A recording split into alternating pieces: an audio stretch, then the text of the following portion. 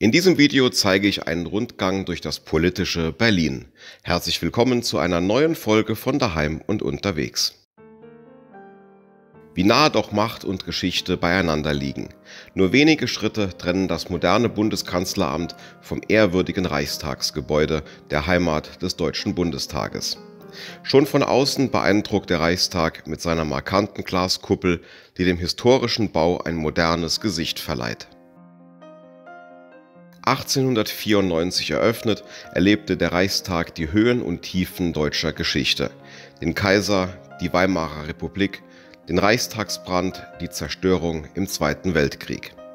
Nach der Wiedervereinigung wurde er aufwendig restauriert und beherbergt seit 1999 den Bundestag.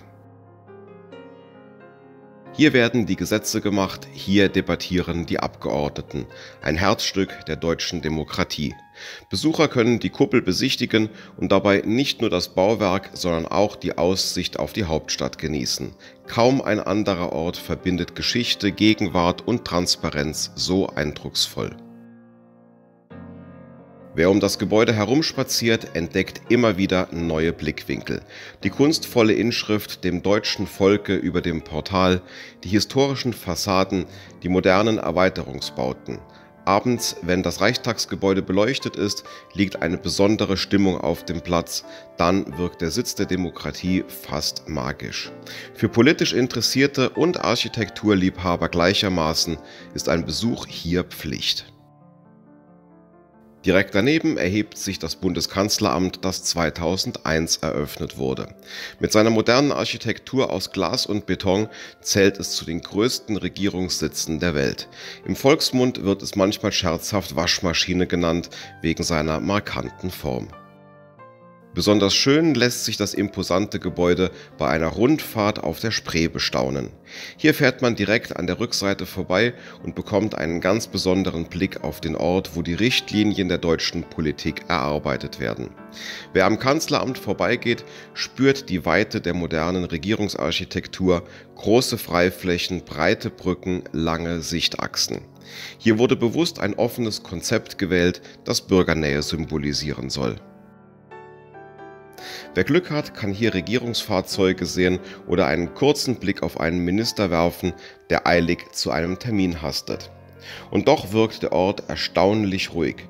Ein spannender Kontrast zum eigentlichen Gewicht, das diesen Bau verkörpert. Ein Stück weiter entlang der Spree steht das elegante Schloss Bellevue, Sitz des Bundespräsidenten. Das Weiße Schloss mit seinem gepflegten Park ist ein Kontrast zur modernen Architektur des Regierungsviertels. Schon seit 1994 residieren hier die Staatsoberhäupter der Bundesrepublik. Wer hier spazieren geht, merkt schnell, die Spree verbindet. Sie schlängelt sich an Reichstag, Kanzleramt und Schloss vorbei und lädt zu einem ruhigen Spaziergang mitten im oft hektischen Berlin ein. Ob sich hier wohl auch der ein oder andere Politiker eine kleine Auszeit gönnt? Rund um Schloss Bellevue erstreckt sich ein weitläufiger Park mit alten Bäumen und gepflegten Wegen. Wenn die Flagge auf dem Schloss weht, ist der Bundespräsident anwesend, ein kleiner faszinierender Moment für Besucher.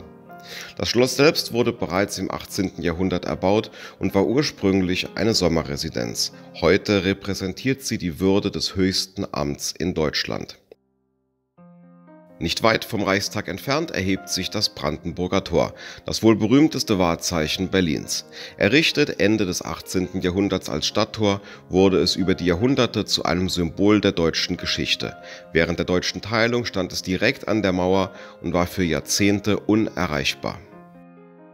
Als die Mauer 1989 fiel, strömten hier tausende Menschen zusammen, um das Ende der Teilung zu feiern. Heute steht das Brandenburger Tor für Einheit und Freiheit und ist einer der meistbesuchten Orte Deutschlands. Wer hier steht, spürt Geschichte und die Energie einer Hauptstadt, die sich immer wieder neu erfindet. Besonders beeindruckend ist die Quadriga auf dem Tor. Das von Johann Gottfried Schadow geschaffene Wagenrelief wurde mehrfach geraubt, zerstört und wieder aufgebaut. Ein Sinnbild für die wechselvolle Geschichte Berlins. Wenn du dich für weitere Sehenswürdigkeiten aus Deutschland interessierst, dann findest du in der beigefügten Playlist bestimmt ein weiteres Video für dich. Und wenn du Videos vor allen anderen sehen willst, dann werde Kanalmitglied. Bis hierhin sage ich vielen Dank fürs Zuschauen und bis zum nächsten Mal.